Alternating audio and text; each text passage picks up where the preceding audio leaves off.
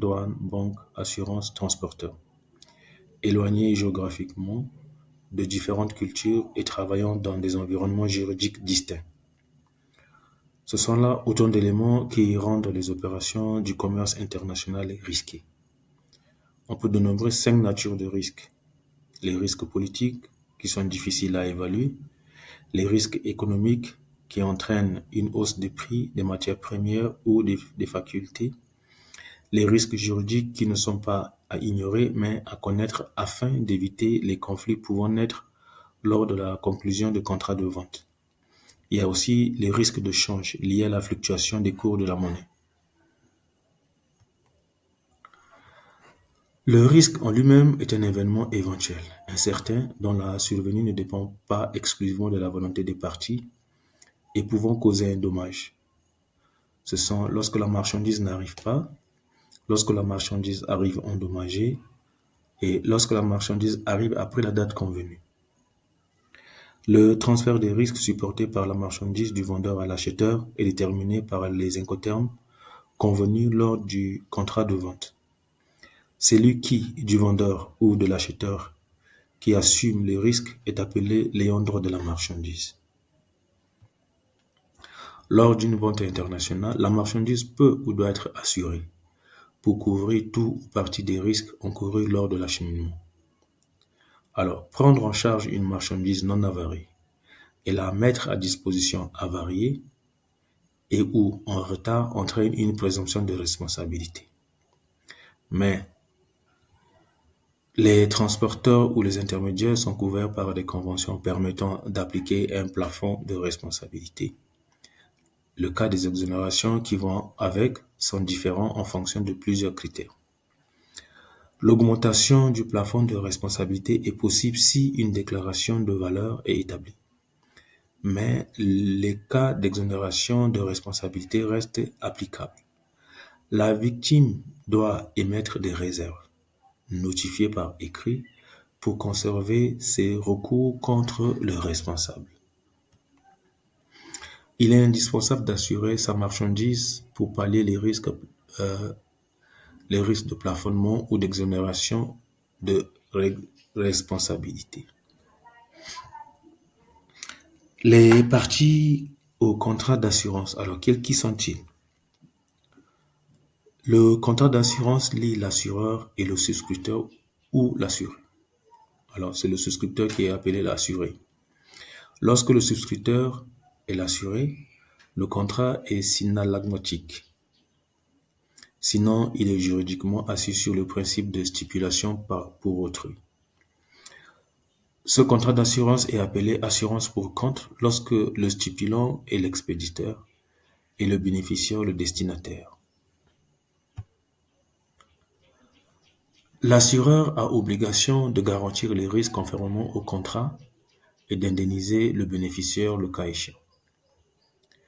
Le souscripteur a pour obligation de payer la prime d'assurance qui se calcule généralement par le taux de la prime par le produit du montant déclaré.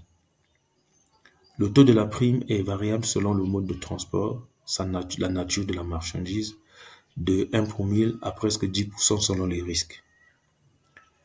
Les usages permettent d'augmenter cette valeur à de 20% au maximum. Alors, l'assureur, il a aussi obligation de faire une déclaration exacte des risques. Il doit faire une déclaration exacte des risques, la nature de la marchandise, le montant de l'achat, le mode de transport, l'emballage, la zone géographique. Cette déclaration s'apprécie au jour de la souscription et entraîne la nullité du contrat si l'assuré est de mauvaise foi. Ou entraîne encore le maintien du contrat avec une augmentation de la prime ou sa résiliation si l'assuré est de bonne foi. Alors, quelles sont les obligations du bénéficiaire en cas de sinistre?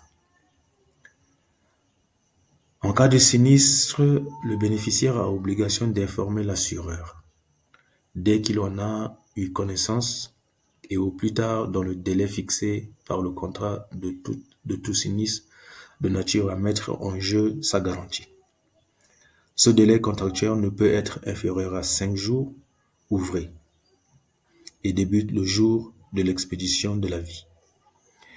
Il a obligation de sauvegarder et de conserver la marchandise dans le but de limiter les dégâts, de conserver tous les recours contre les tiers responsables, de provoquer l'intermédiaire du commissaire d'avarie nommé par l'assureur le cas échéant, de produire un dossier de réclamation contenant la preuve que le risque est couvert, la preuve que les recours contre les responsables ont été effectués, la preuve que la marchandise, la preuve de la valeur de la marchandise, la preuve des frais complémentaires générés par le sinistre ou toute autre pièce justificative de l'indemnité réclamée.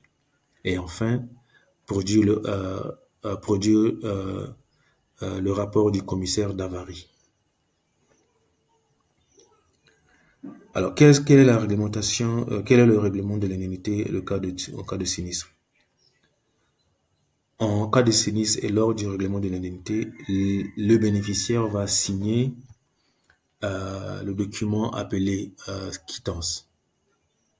S'il n'est pas intégralement indemnisé, il est libre d'agir pour le surplus de préjudice dont il reste à découvert, mais l'indemnisation payée par le responsable plus celle de l'assurance ne peuvent être supérieures au préjudice.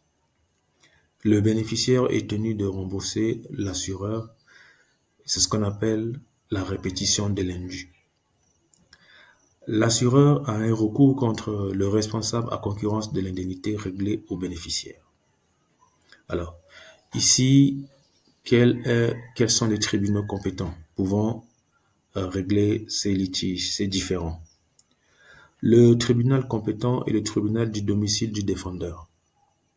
Mais, exception en transport terrestre, c'est le lieu de situation des objets et en maritime, le lieu de souscription si défendeur est l'assureur. Il dépend aussi du statut juridique des parties. Est-ce qu'ils sont commerçants ou non? Les documents à fournir. Le contrat d'assurance est régi par le Code des assurances et par l'écrit qu'il constate.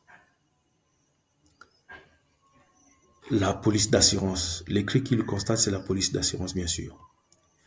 Les différents documents essentiels peuvent être la proposition d'assurance envoyée par l'assureur et retournée par l'assuré et ne lie pas les parties. La proposition d'assurance ne lie pas les parties. La note de couverture qui peut être demandée par l'assuré s'il désire une preuve immédiate de la garantie, sans attendre l'établissement de la police. Ce document, par contre, la note de couverture engage les parties. La police d'assurance, qui est le document représentatif du contrat. Il est consensuel, mais obligatoire pour le prouver. Et enfin, le certificat d'assurance pour les polices d'abonnement. Alors, quels sont les types de polices d'assurance que vous pouvez souscrire? Il y a la police au voyage, qui couvre la marchandise dans le cadre d'une expédition isolée, et la prime d'assurance est fixée lors de son établissement. La police à alimenter, qui couvre plusieurs expéditions pour un montant déterminé dans le cadre d'un marché. Elle est aussi appelée police à atteindre et produit ses effets jusqu'à épuisement du montant total déclaré à la souscription. Vous avez aussi la police d'abonnement qui vous permet d'assurer la marchandise au fur et à mesure de vos besoins et au moyen d'un carnet d'aliments ou d'applications. Parmi les polices d'abonnement, on distingue la police à application obligatoire où l'assuré, où vous vous engagez à faire garantir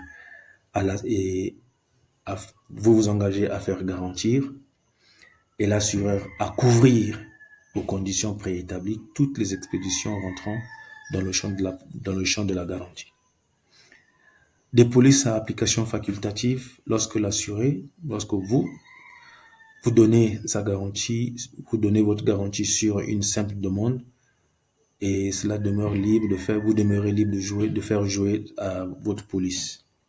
Pour chaque expédition, la garantie n'est acquise que si la déclaration d'aliment est faite avant le commencement du voyage. Vous avez aussi enfin la police flottante. Ici, les risques couverts par le contrat sont déterminés au fur et à mesure des expéditions et sont garantis à concurrence d'une somme maximale. Il est à noter que celui de l'expéditeur ou du destinataire, c'est-à-dire du vendeur ou de l'acheteur, qui doit choisir la police d'assurance, peut librement déterminer l'étendue de la couverture des risques et généralement tous les risques avec des exceptions pour les risques ordinaires. La police peut également couvrir un maximum de risques, surtout en transport maritime, FAP, ou être étendu au risque de guerre et au risque de guerre. Donc voilà, nous sommes arrivés à la fin de la présentation de cette partie concernant les litiges. Et cela peut donner aussi place à vos nombreuses questions afin que nous puissions débattre de tout cela et égayer le cours. Merci de nous avoir suivis.